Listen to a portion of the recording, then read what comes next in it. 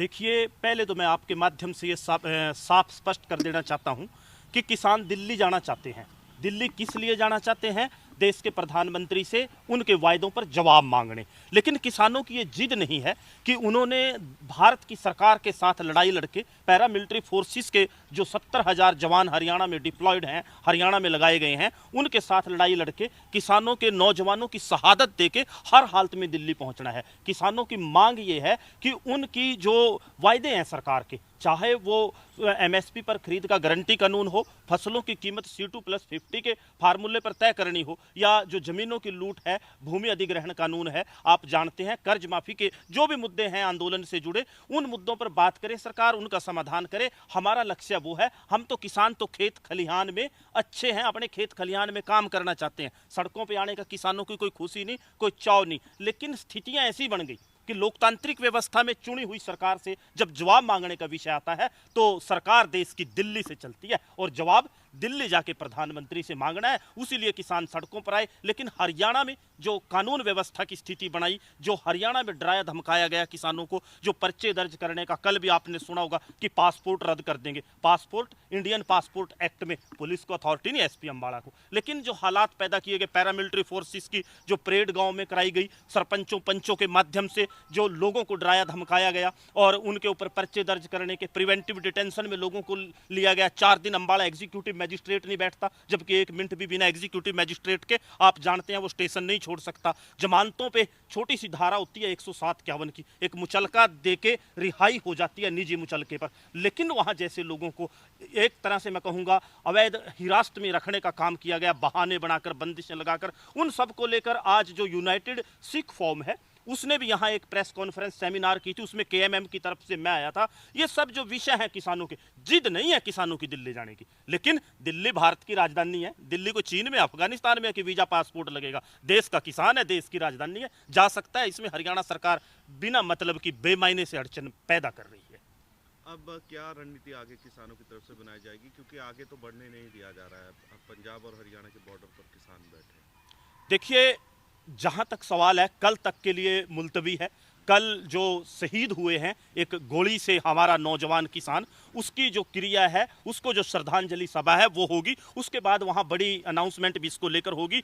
हम एक बार फिर मैं दोहराऊंगा, रणनीति दिल्ली जाने की है, मांगे पूरी करवाने की है। ये सरकार ने तय करना है कि किसान को खेत खलिहान से बाहर निकालकर क्या सड़क पर बिठाए रखना है, क्या किसान को दिल्ली जाने नहीं देना।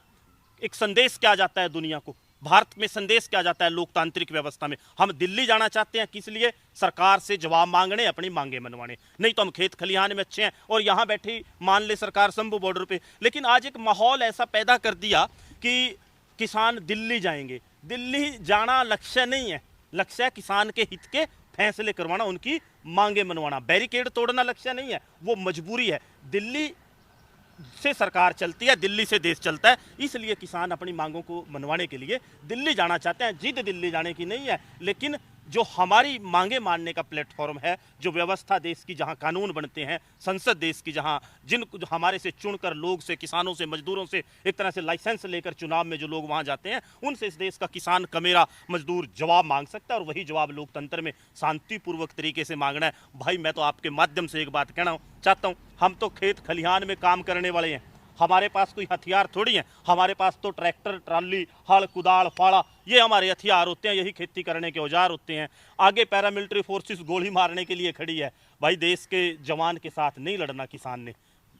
हमारे लिए जिद का विषय नहीं है, लेकिन हाँ, हमारा लक्ष्य है दिल्ली जाना है। ये सरकार ने तय करना है। गोली मार के वापस भेजना, डंडे मार के भेजना, जेल में डालना, या करना क्या है, ये फैसला भारत सरकार ने करना है। लेकिन मैं आपके माध्यम से कहूंगा कि हरियाणा में स्थितियां कानून व्यवस्था की ठीक नहीं है। अनेक युवाओं के साथ अत्याचार हुआ, उत्पीड़न हुआ, डराया धमकाया गया, माहौल दहशत का हरियाणा में बनाया गया, खुली जेल में तब्दील हरियाणा को करने का काम किया गया, और ताकि आंदोलन ना पनप पाए। मैं तो एक सवाल और करता हूं कि हरियाणा के किसान को पता ही नहीं चला आपके माध्यम से कि खेत खलिहान में बैठा कब वो राष्ट्रीय सुरक्षा के लिए खतरा बन गया। आज एनएसए जैसा कानून जो राष्ट्रीय सुरक्षा के मामलों में लगाया जाता है, वो किसानों पर लगाया और हटा दिया। क्या संदेश गया इससे? इससे लोगों को क्या पता चला कि ये इतना महत्वपूर्ण और इतना गंभीर कानून प्रशासनिक अधिकारियों के, पुलिस के हाथ का खिलौना बन गया। जब लगा दिया जब हटा दिया। इन हालातों में आप देखो आंदोलन रूप बदलता है, लेकिन लक्ष्य आंदोलन और बड़ा होगा, लोगों के दिलों में है, पूरे देश में आंदोलन है। ये चिंगारी दबाई नहीं जाएगी, शोला बनेगी और निश्चित तौर पर आने वाले समय में आप देखेंगे दिल्ली भी जाएंगे, मांगे भी मानी जाएंगी। हौसले किसानों के बुलंद हैं। लेकिन जिस तरीके से प्रयास हालांकि किसान नेताओं की तरफ से किए जा रहे हैं, दूसरी तरफ चुनाव आचार संहिता कभी भी लग सकती है, उसके बाद आप लोगों की क्या रणनीति रहेगी? देखिए, चुनाव लोकतंत्र की एक प्रक्रिया है, आंदोलन अपनी जगह है। मैंने पहले भी कहा कि हमारे से पूछा गया अनेक बार कि चुनाव में क्या प्रक्रिया होगी। देखिए, जो किसानों के संगठन है, किसान यूनियन, वो एक दबाव समूह की तरह काम करते हैं, चाहे सत्ता पक्ष हो चाहे विपक्ष हो, उसके ऊपर दबाव बनाना, उससे किसान हित के फैसले करवाना। चुनाव आएगा, दबाव और ज्यादा होगा। ये भी रणनीति का एक तरह से आप इसको मानिए। आचार संहिता लग जाएगी तो कैसे फिर ये आपकी डिमांड्स पूरी करेगी? अध्यादेश आ सकता है, मंत्रिमंडल काम करता है, जब तक नए मंत्रिमंडल को जिम्मेवारी नहीं सौंपते। और अभी तो चुनाव आचार संहिता लगेगी, उससे पहले अध्यादेश ले आई सरकार। कितने कानून अध्यादेश से आते हैं, वो ऑर्डिनेंस ले आई सरकार इसके मुतल्लिक। अगर नियत और नीति की बात जो भारतीय जनता पार्टी के नेता करते थे, नियत और नीति में खोट नहीं है, तो आचार संहिता लगने से पहले अध्यादेश ले आए, इसमें कोई दिक्कत, कानूनी अड़चन नहीं है। अभी तक सरकार ने और भी फैसले चुनावों से पहले करने होते हैं। ऐसे ही एक किसान मजदूर के हक का फैसला कर दे, अध्यादेश ले आए, रास्ते सारी समस्याओं के हल निकल जाते हैं अगर बैठ के बातचीत की जाए। अब क्या रणनीति रहेगी आगे? अब कल तक का वेट कर रहे हैं किसान नेता? जी, कल देखिए, ये एक महत्वपूर्ण घटना आंदोलन में हुई। ऐसा कभी कभार होता है कि खेत खलिहान में काम करने वाले किसान को सेना के जवान की गोली का शिकार, परिस्थितियां ऐसी हों कि शिकार हो जाए। वो एक महत्वपूर्ण घटना आंदोलन के बीच में हुई, उसने आंदोलन की दिशा और दशा भी बदलने का काम किया। वो एक महत्वपूर्ण घटना है, एक शहीद को श्रद्धांजलि देना, जिसने अपने शरीर की कुर्बानी, बलिदान दिया है किसान मजदूर कमेरे के हक की लड़ाई में। तो उसको, वो एक महत्वपूर्ण है, उसको, उसके बाद सारी चर्चाएं जो होंगी हर विषय पर आपके साथ साझा की जाएंगी। सभी किसान साथियों को मेरा राम राम।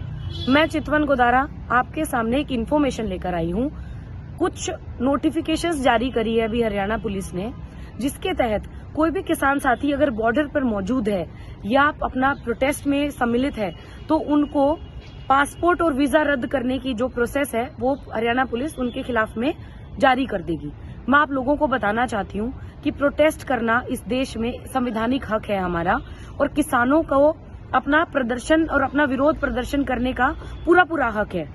मैं आप लोगों से ये बात बताना चाहती हूँ कि मैं अपना नंबर इस वीडियो संदेश के माध्यम से आप लोगों तक पहुँचा रही हूँ। अगर किसी भी किस्म का नोटिस या किसी भी किस्म की पुलिस के द्वारा आपको हैरेसमेंट अगर आप झेल रहे हैं, तो इस नंबर पर आप मुझे बेझिझक संपर्क कर सकते हैं और आपकी हर संभव सहायता हम लोग करने की कोशिश करेंगे। जय जवान, जय किसान।